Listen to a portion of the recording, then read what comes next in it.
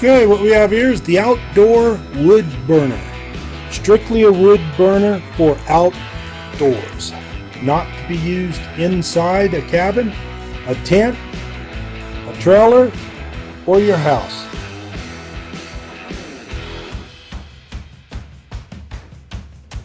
It's fairly small as far as firebox is concerned. Flue pipe support, shovel, a fire poker, the legs, 2 screws per leg, 4 screws for the flue pipe support, the top of the flue pipe, this is the last flue pipe to put on. Fairly robust, strong, metal, same thickness on all the pipes. You have 5 pipes grand total. The door itself, 1/8 inch thick, not too bad. Breather holes,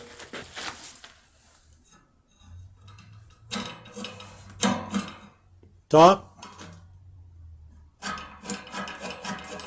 bottom.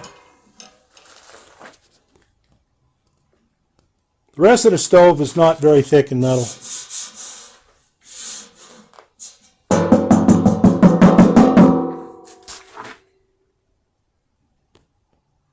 Let's go ahead and get some measurements on this.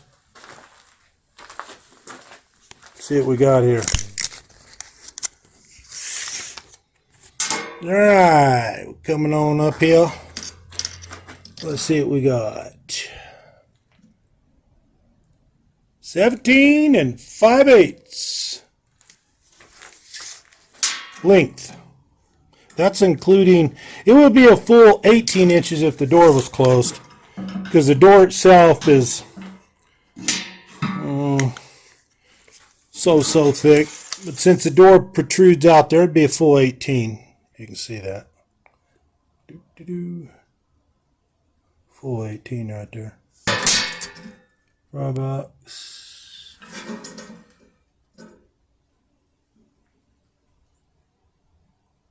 $17 5/8. So that'd be the true length of the firebox. The width of the firebox, we'll go ahead and give it 11 5/8. Height of the firebox, you're looking at 8 5/8. Each one of the pipes are, get that to focus, man, 16 1/2. There's 5 of them. The last one is going to be just a hair taller, just simply because you got thickness right there. That 1/8 inch thick steel for the top spark arrestor. Even though it's got some big holes, I can just see some big sparks coming out of there. And you should have a couple more lengths of pipe so you can pull a good draft through this little stove. So let's go ahead and pull it together. Okay, you take the flue pipe support, put it on the inside of the firebox, come up, line up the holes, get them started.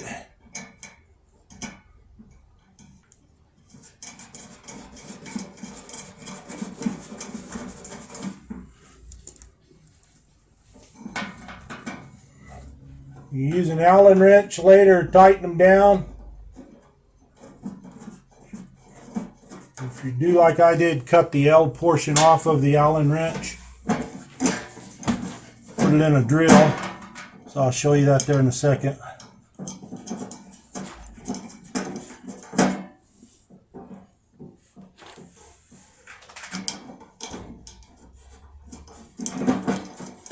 Get those screws started first by hand. Then you can come in here. This is what you do. Get that started.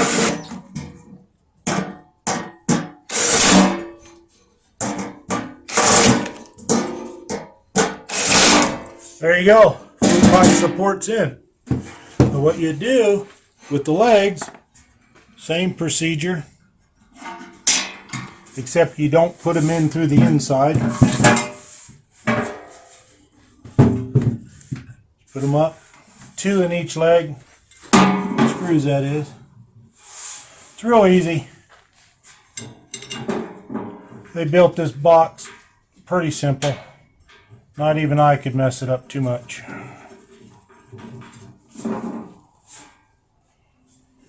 If I can angle my bit in there, I can get it in there. If not, I'm going to have to do this by hand. That's going to take a while. But you get the picture.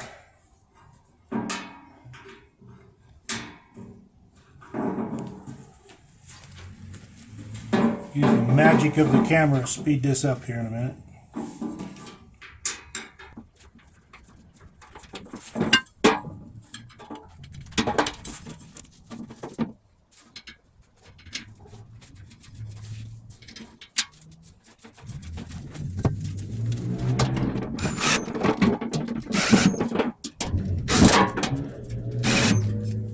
Click going in place. Then just do the same thing down here. Get them started first by hand. That way you don't cross thread anything. Sometimes it's kind of difficult to do so. So all these threads seem to line up. I paid $99 for this outside wood burner. I got free shipping, which is a blessing, because shipping anymore, 2021 and beyond, man, it's expensive. But being totally honest with you, it's not worth that much, this box. It has decent metal.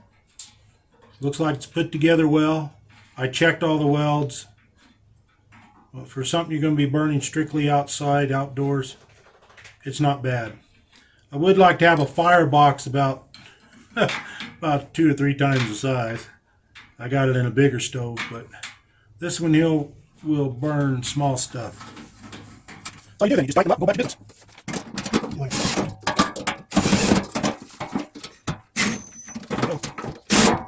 There you go. Now you put this together right here. Let me go ahead. Flip this around.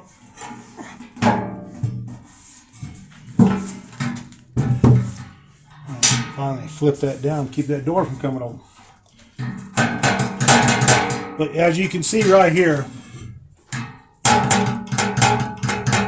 a little bit loose there, but that's okay. You can, if you want to, if you're considering moving this to other places that you're not supposed to, you could, and you know what I'm saying, you could get a small, thin gasket to go on here. This here would be a fireproof stove gasket. They're about as thick as your thumbnail to take up this little bit of support. But now, most of the gasket material I've seen for stoves, man, it's about a 1/4 of an inch thick.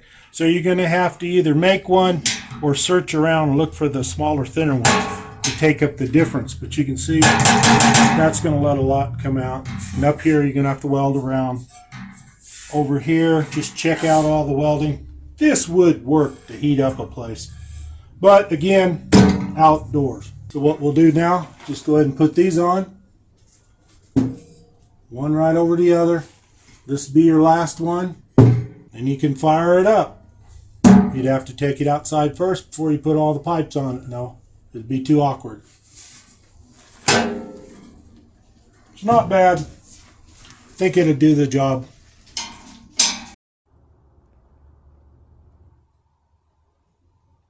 Okay, here's a little tip for you. On any stove, no matter what it is, especially on small stoves like this, if you want it to last longer, inside your firebox, put a little grating in here, made out of rebar, stainless steel, what have you, and then you put your wood in there and start the fire. It's going to last a lot longer and will keep the stove from what's commonly referred to as burning out. Now you can also put a layer of sand inside, about 1 inch thick. That would be great. That will work too. Put another pan in there, something of that nature that will fit the bottom, and then you can go ahead and start your fire. Just a little tip, also help it burn better. We're all ready to go outside.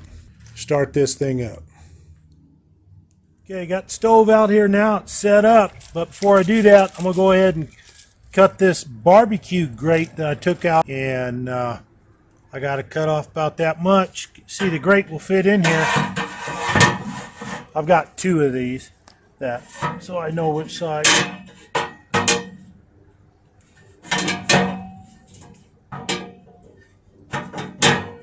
Here you can see about what I'm talking about. I got to cut off that much, roughly a 1/2 inch, right around there. Cut that off, then this here drop down in there will be okay. Then we can fire it up. Get started on that.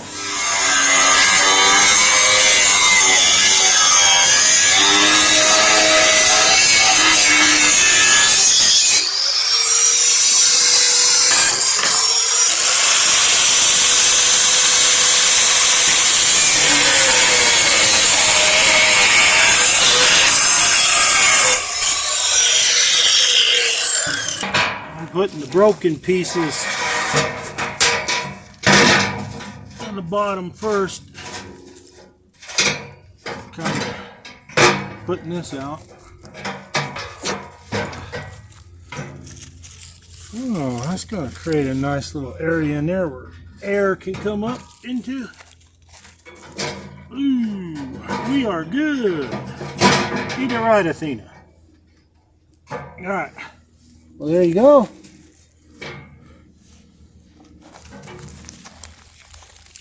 See that part right there? It's going to give the fire all the air it needs from below. Now we can fire this thing up.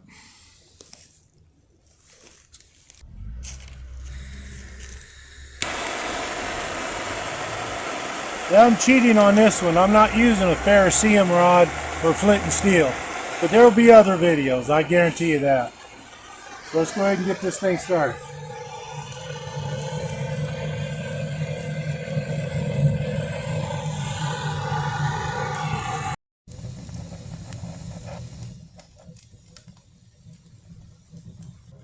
We got it started.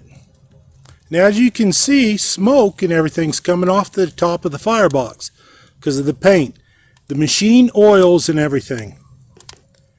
Very important, as always, when you buy a brand new tent stove, a wood-fired tent stove, always burn it first outside, never inside the tent, trailer, cabin, whatever you've got. Always start that thing off first outside to burn off any of the machine oils, toxins, any paint's going to come off. You're going to burn yourself, Athena. You can hear that draft that's going. It's going very well. And I got the door open. Just a little bit of smoke's coming out. But most of that's going to the back. And it's going up the pipe. All the way up the pipe to the top.